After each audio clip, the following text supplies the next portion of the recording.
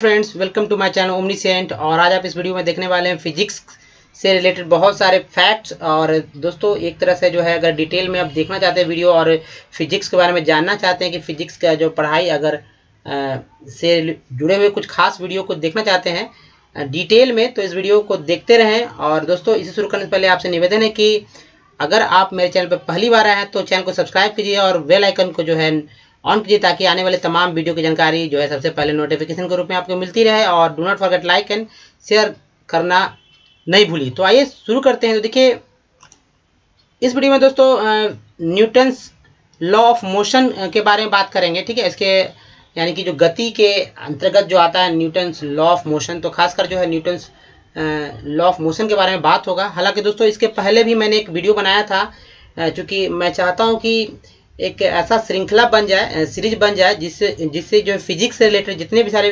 जानकारी आपको एक ही जगह मिल जाए।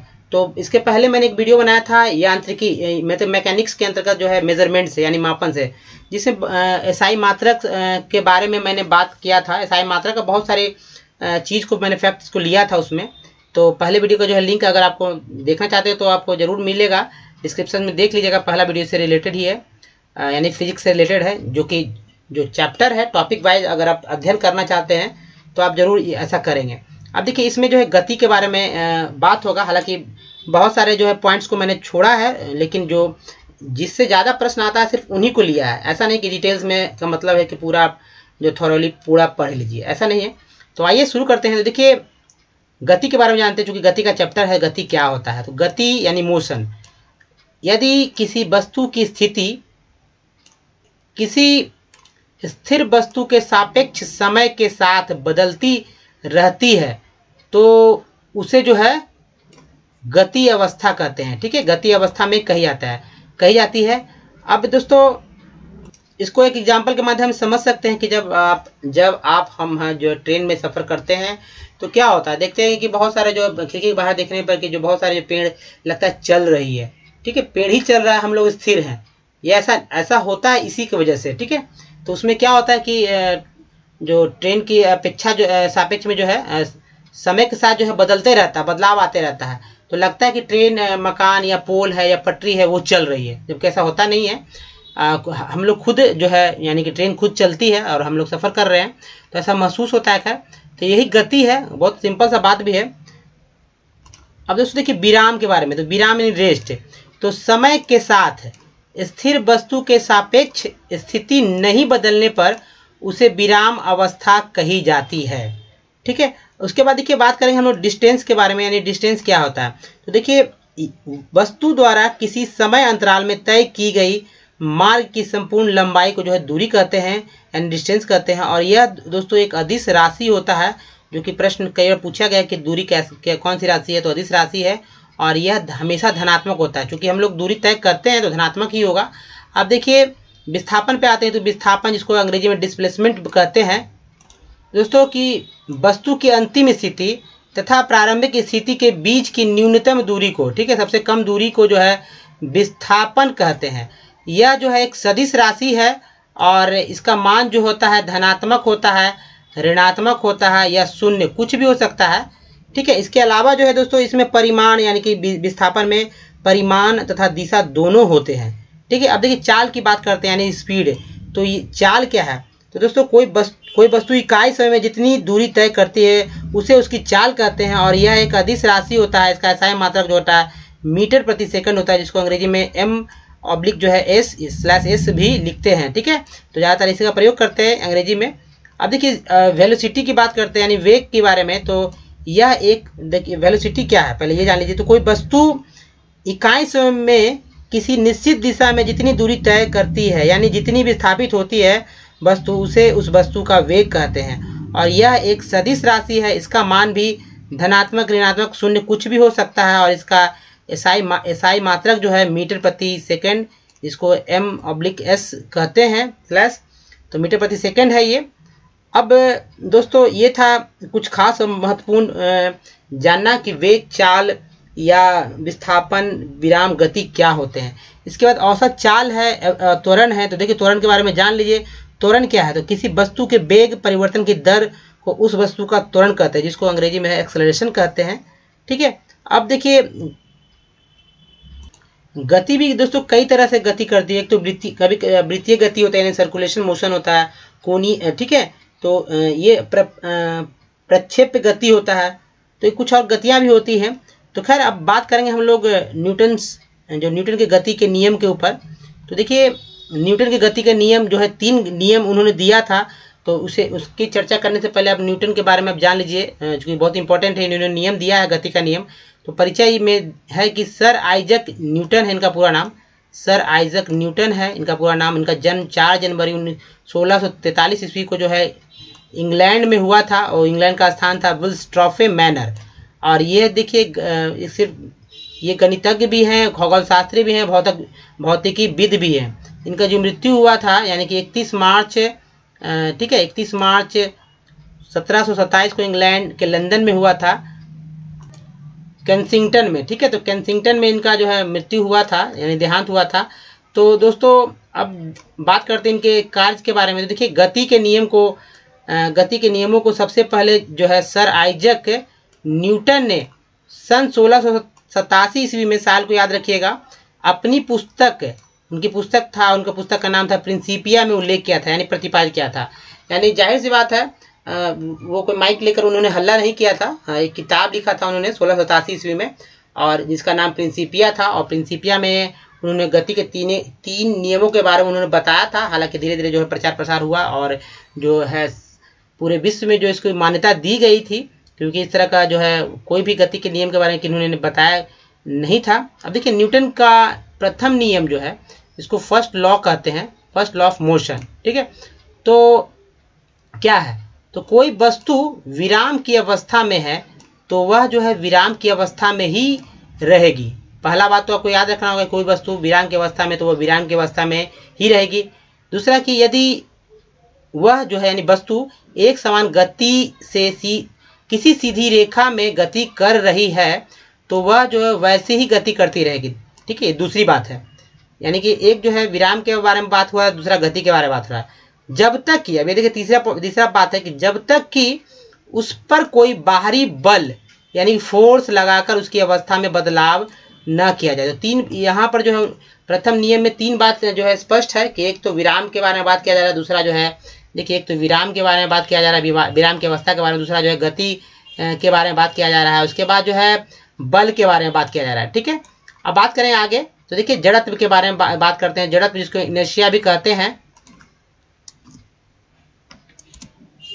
अब दोस्तों देखिए जड़त्व क्या है, तो वस्तुओं की अपनी अवस्था, ठीक है, चाहे जो भी हो, यानी वस्तु की अवस्था चाहे जो भी हो, जैसे कि वस्तु मान लीजिए विराम में है या वस्तु गति में है। तो गति में है इसका मतलब ये नहीं कि हम ही लोग सिर्फ गति करते हैं, नेचुरल रूप जो प्राकृतिक रूप से भी जो गति कर, जैसे पृथ्वी जो गति कर रही है, ठीक है। तो जो भी है ब्रह्मांड में सब गति, जो अगर कुछ वस्तुएं जो है खगोलीय पिंड जो अपने आप स्वयं गति करती है, कुछ जो है विराम अवस्था में भी रहते हैं, जैसे सूर्य है जो है विराम अवस्था में है, लेकिन अंततः हम लोग के दृष्टि से, लेकिन होता है क्या है कि सूर्य भी जो है गति ही कर रही है।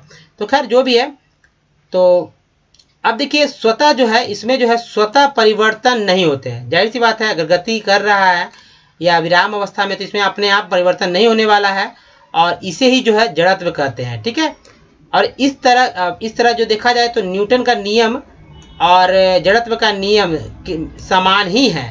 दोस्तों अब इसी के कुछ उदाहरण के साथ है, क्योंकि उदाहरण ही पूछा जाता है परीक्षाओं में। तो देखिए पहला कि रुकी हुई गाड़ी के अचानक चल पड़ने पर उसमें बैठे यात्री पीछे की ओर झुक जाते हैं। ऐसा होता है गाड़ियों में जब हम लोग यात्रा करते हैं, चाहे ट्रेन हो या हो, गाड़ी हो या बाइक हो, कुछ में भी। उसी तरह देखिए दूसरा भी इसी से जुड़ा हुआ कि चलती हुई गाड़ी के अचानक रुकने पर उसमें बैठे यात्री आगे की ओर झुक जाते हैं। ये अक्सर जो होता है ट्रेन बस में होता है, बाइक पे भी होता है। अब तीसरा पॉइंट जड़त्व यानी प्रथम नियम, न्यूटन के प्रथम नियम से रिलेटेड है कि गोली मारने से, ठीक है, कांच में गोल छेद हो जाता है, परंतु जब पत्थर मारते हैं तो वह कांच जो है टुकड़े टुकड़े हो जाता है। ऐसा क्यों होता है?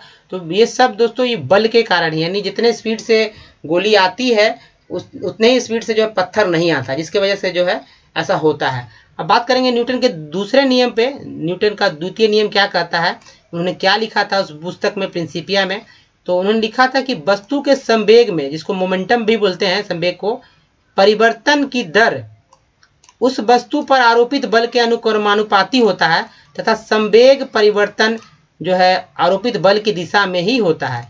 ये उन्होंने लिखा था। इसके साथ उन्होंने बताया था कि इस नियम को जो है मतलब यहाँ पर कुछ और बात है कि इस नियम को जो है न्यूटन के द्वितीय नियम को जो है अन्य रूप में भी व्यक्त किया जा सकता है, जैसे कि किसी वस्तु पर आरोपित बल उस वस्तु के द्रव्यमान तथा बल की दिशा में उत्पन्न त्वरण के गुणनफल के बराबर होता है। ठीक है, तो अब दोस्तों इसी को थोड़ा सा और डिटेल में समझते हैं कि यदि किसी m द्रव्यमान की वस्तु पर F बल आरोपित करने से बल की दिशा में a यानी कि त्वरण उत्पन्न होता है, तो द्वितीय नियम के अनुसार जो है F बराबर ma यानी m इंटू a हो जाएगा। अब यदि जो है F शून्य है तो a जो है शून्य होता है, क्योंकि m शून्य नहीं हो सकता है। ठीक है, तो इसलिए ठीक है। अब देखिए गति के द्वितीय नियम, इसको और डिटेल में समझते हैं कि यदि वस्तु पर बाहरी बल न लगाया जाए तो वस्तु में त्वरण उत्पन्न नहीं होगा। यदि त्वरण का मान शून्य है तो इसका अर्थ है कि या तो वस्तु नियत वेग से गतिमान है या विरामावस्था में है। इससे स्पष्ट है कि बल के अभाव में वस्तु अपनी गति अथवा विराम की अवस्था को बनाए रखती है। ठीक है, अब गति के द्वितीय नियम से जो है बल का व्यंजक प्राप्त होता है। अब देखिए बात करते हैं हम लोग बल का मात्रक के बारे में। तो देखिए एसआई पद्धति में बल का जो है मात्रक होता है न्यूटन, तो न्यूटन होता है। उसके अलावा जो है एक और मात्रक है, वो है किलोग्राम भार। ठीक है, अब देखिए न्यूटन के द्वितीय नियम के अनुसार जो है इसका परिभाषा दिया गया है। तो गुरुत्वीय बल बराबर होता है द्रव्यमान गुने गुरुत्वीय त्वरण, जिसको अंग्रेजी में जो है W इक्वल टू जो m इंटू जी लिखा जाता है। ठीक है, अब देखिए किसी वस्तु पर लगने वाले गुरुत्वीय बल को वस्तु का भार यानी कि वेट कहते हैं। इसे W से, जो कि W का वेट का पहला लेटर लिया गया है, वेट से सूचित करते हैं, और इसका परिभाषा जो है वेट बराबर m इंटू जी होता है। ठीक है, अब भाई नेक्स्ट पॉइंट पे चलते हैं। देखिए पॉइंट है संवेग के बारे में जान लीजिए कि मोमेंटम, जिसको p लिखा जाता है, संकेत है इसका। तो इसमें है कि किसी गतिमान वस्तु के द्रव्यमान तथा वेग के गुणनफल को उस वस्तु का जो है संवेग कहते हैं, और इसका परिभाषा है संवेग बराबर द्रव्यमान गुने वेलोसिटी। तो द्रव्यमान को मास और वेग को जो वेलोसिटी कहते हैं। अब देखिए आवेग, तो आवेग क्या है यानी इम्पल्स क्या है, जिसको आवेग को जे से सूचित करते हैं। तो खैर यदि कोई बल किसी वस्तु पर कम समय तक कार्यरत रहे तो बल और समय अंतराल के गुणनफल को उस वस्तु का जो है आवेग कहते हैं। और आवेग बराबर होता है यानी फार्मूला है बल इंटू समय अंतराल। ठीक है, यानी कि अंग्रेजी में देख लीजिए कि J equal to F into T होता है। समय अंतराल का मतलब समय। अब आइए नेक्स्ट है जो है इससे रिलेटेड द्वितीय नियम के जो उदाहरण है, यानी संवेग आवेग के जो उदाहरण है उसको जान लेते हैं, जो कि बहुत परीक्षाओं में पूछा ही जाता है कि परिभाषा पूछा जाता है, परिभाषा रिलेटेड, फार्मूला से रिलेटेड, या जो है एग्जाम्पल से रिलेटेड। तो खैर यहाँ कुछ खास इंपॉर्टेंट है। तो देखिए दूसरा नियम जो कहता है कि समान वेग से आती हुई क्रिकेट गेंद, यानी क्रिकेट गेंद जो होता है बहुत भारी होता है, आप देखते ही होंगे, ड्यूस बॉल जिसको बोलता है लोग, और टेनिस गेंद जो कि ग्रीन होता है, टेनिस गेंद जिससे भी क्रिकेट लोग खेलता है, में टेनिस गेंद को कैच करना आसान है, क्योंकि जाहिर सी बात है टेनिस गेंद हल्का होता है, रबड़ का होता है, जबकि ये चमड़े का बना होता है क्रिकेट गेंद, और उसमें बहुत भारी भी होता है। अब देखिए दूसरा है कि क्रिकेट खिलाड़ी तेजी से आती हुई गेंद को, चाहे कोई भी गेंद हो, कैच करते समय जो है अपने हाथों को गेंद के वेग की दिशा में गतिमान कर लेता है, और मतलब हाथ को पीछे खींचता है कि भाई जैसे गेंद तेजी से आ रहा है जिस स्पीड से, उसी तरह हाथ को पीछे खींचते हुए जो है कैच करता है, ताकि जो है चोट कम लगे।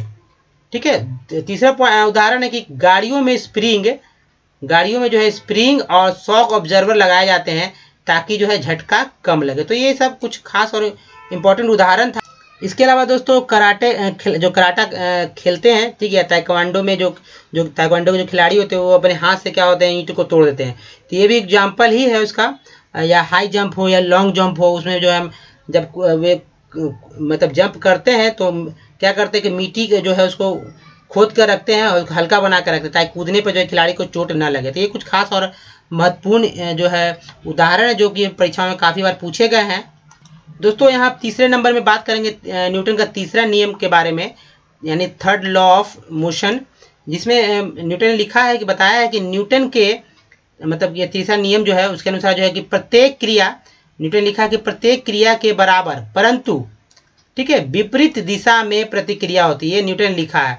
इसका कारण जो है इस कारण जो है इस नियम को जो है क्रिया प्रतिक्रिया का नियम भी कहते हैं।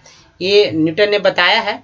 तो उन्होंने लिखा था कि प्रत्येक क्रिया के बराबर परंतु विपरीत दिशा में प्रतिक्रिया होती है। यही जो है थर्ड मतलब लॉ है। तो ये है इम्पोर्टेंट। अब देखिए दोस्तों इसका कुछ उदाहरण के बारे में बात करते हैं। तो देखिए तृतीय नियम का क्या है, यानी कि क्रिया के जो है बराबर विपरीत प्रतिक्रिया होती है। और इसमें देखिए बंदूक से जो है गोली छोड़ते समय पीछे की ओर झटका लगता है, इसलिए जो है बंदूक के जो है जो एक तरह से बोलता है लोग कुंदा बोलते हैं, या लकड़ी का जो बना था जिसको पकड़ते हैं हम लोग उसको जो अपने कंधे से सटा कर रखते हैं ताकि झटका न लगे। ऐसा करते हैं लोग जो जानकार हैं, ठीक है। अब देखिए या दो हाथ से जब छोटा सा अगर कोई रिवॉल्वर तो गोली चलाते हैं दोनों हाथ से पकड़ कर चलाते हैं, क्योंकि जो है हाथ हिले नहीं, निशाना चुके नहीं, इसीलिए ऐसा किया जाता है। तो खैर अब देखिए यहाँ पर नाव के किनारे पर जो है जमीन पर कूदने पर जो है नाव का पीछे हट जाना। जब हम लोग कूदते हैं नाव पर तो क्या होता है कि नाव जो है पीछे घसक जाता है। तो यही हुआ, क्रिया के जो है विपरीत प्रतिक्रिया लगती है। अब देखिए पानी में नाव चलाने के लिए जो है बांस, जाहिर सी बात है ऐसे तो कई बार जो है मोटर से चलता है, लेकिन कभी कभी तो शुरू करने के लिए जो है क्या होता है कि बांस से जो है बांस से जमीन को ढकेला जाता है कि नदी बहुत गहरी नहीं होती, इसलिए बांस का प्रयोग किया जाता है और ढकेला जाता है कि बांस जो मतलब नाव जो है थोड़ा सा आगे हटे और पानी से मतलब कि जो सटा हुआ रहता है एरिया जमीन से उसको दूर करे ताकि जो है नाव आगे चले। तो बांस को जो है जमीन से दबाते हैं। तो दोस्तों ये था। इसके अलावा कुछ और उदाहरण जैसे रॉकेट का आगे बढ़ना, ऊंचाई से कूदने पर चोट लगना, ठीक है, कुआं से पानी खींचते समय रस्सी टूट जाने पर व्यक्ति का पीछे गिर जाना। तो ये सब कुछ और जो है तृतीय नियम का जो है उदाहरण है। दोस्तों ये था थर्ड लॉ ऑफ मोशन। उसके ठीक है, तो न्यूटन के जो 3 लॉ उसके बारे में मैंने इसमें डिस्कस किया। अब अगले जो चैप्टर में है उसमें संवेग संरक्षण का नियम यानी law of conservation of momentum के बारे में बात होगा। उसके अलावा जो है बल यानी कि बल के बारे में यानी फोर्स के बारे में डिटेल में जाना जाए कि बल क्या है, कितने प्रकार के होते हैं, और ठीक है। तो ये सब आप नेक्स्ट वीडियो में ज़रूर देखें। और पहले वीडियो के अगर देखना चाहते हैं मेजरमेंट तो आप लिंक जो चैनल के डिस्क्रिप्शन में जो है लिंक रहेगा, आप उसे देख सकते हैं, पहले वीडियो पर जा सकते हैं। तो दोस्तों ये वीडियो कैसा लगा मुझे अपने कीमती सुझाव के माध्यम से ज़रूर सजेस्ट करें ताकि आने वाले वीडियो में जो है बहुत सारे सुधार किया जा सके। तो दोस्तों प्लीज़ अगर आप नए व्यूअर हैं तो सब्सक्राइब कीजिए आने वाले वीडियो के लिए, और अधिक से अधिक लोगों तक शेयर कीजिए ताकि सभी लोग को फ़ायदा हो सके। और डू नॉट फॉरगेट लाइक तो सभी लोग कर दीजिए, और नोटिफिकेशन को भी ऑन कर दीजिए ताकि आने वाले वीडियो की जानकारी सबसे पहले आप ही को मिले। तो दोस्तों इस वीडियो में तक धन्यवाद। Thanks for watching.